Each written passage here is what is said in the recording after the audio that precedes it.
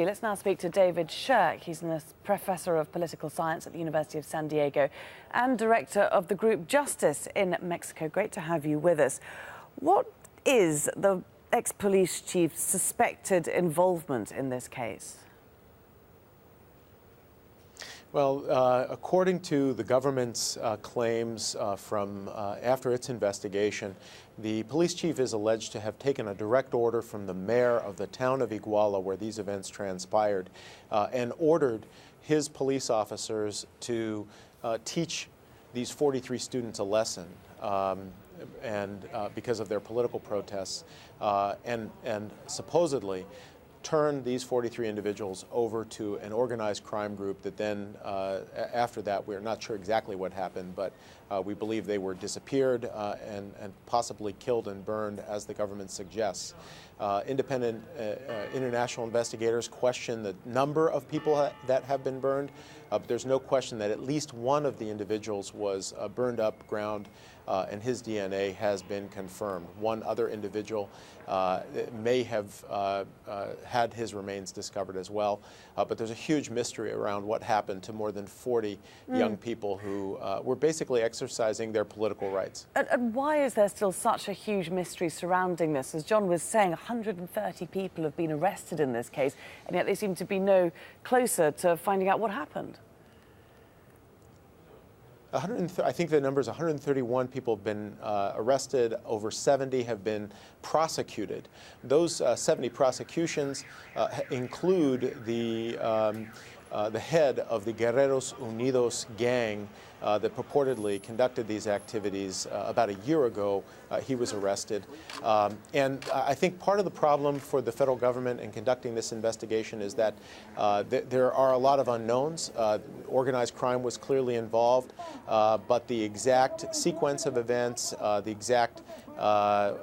exactly what happened to these bodies has been difficult to confirm, in part because the bodies were destroyed, and also in part because of some of the challenges of police and prosecutorial investigations in Mexico.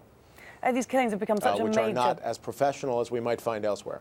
Okay, I mean, these killings have become such a major political issue in Mexico, haven't they? I mean, it's something that's really changed public opinion about violence there in the country. Give us a sense of how it's affected the presidents.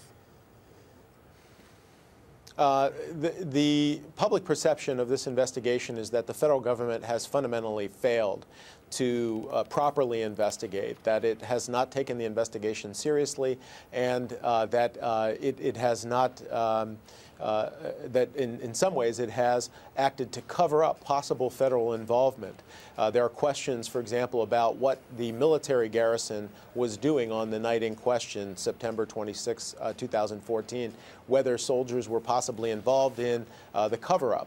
And those soldiers have not been independently questioned by anyone but the federal government. And so there is a strong sense on the part of Mexican society that the federal government has not done all it could do, and perhaps may have obstructed justice in this case. And so there are some groups that are actually pushing for an international investigation and possible investigation of human rights abuses by the Mexican federal government.